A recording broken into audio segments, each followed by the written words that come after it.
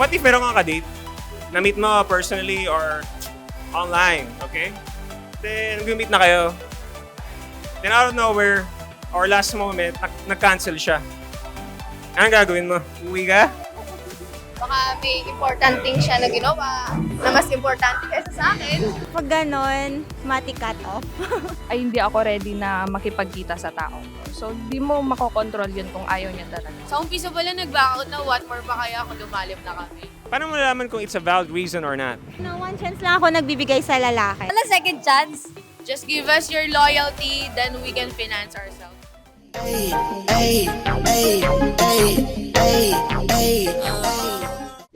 Tapos, on the day or the moment na meet kayo, nag-cancel siya.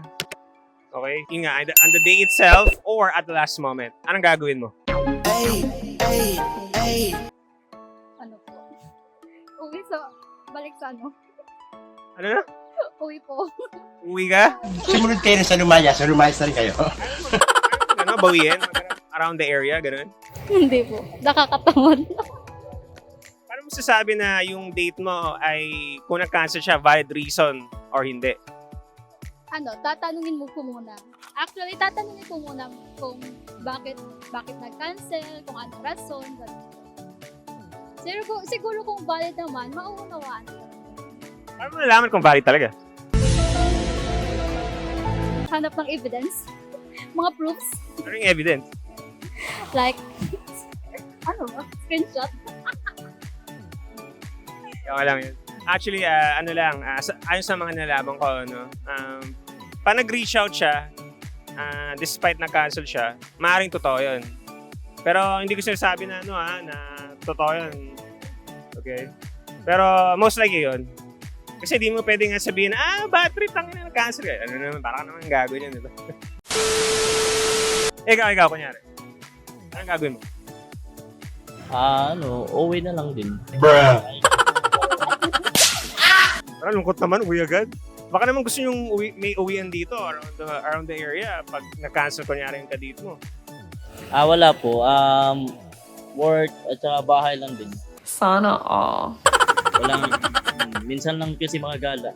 Pag gagalang na pag may kasama, ganun. Pogi nito.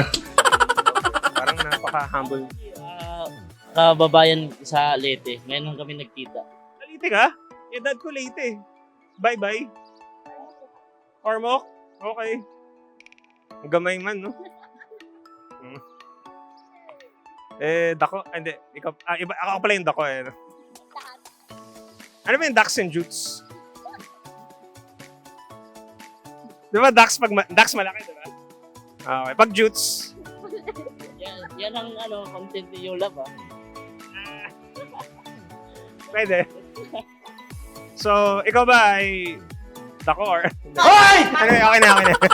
Okay, thank you guys sa time niyo. Appreciate it. Ingat sa pagtambay. Kung may na-type pa kayo, approach lang. Ay, ay, ay, ay, ay, ay, ay.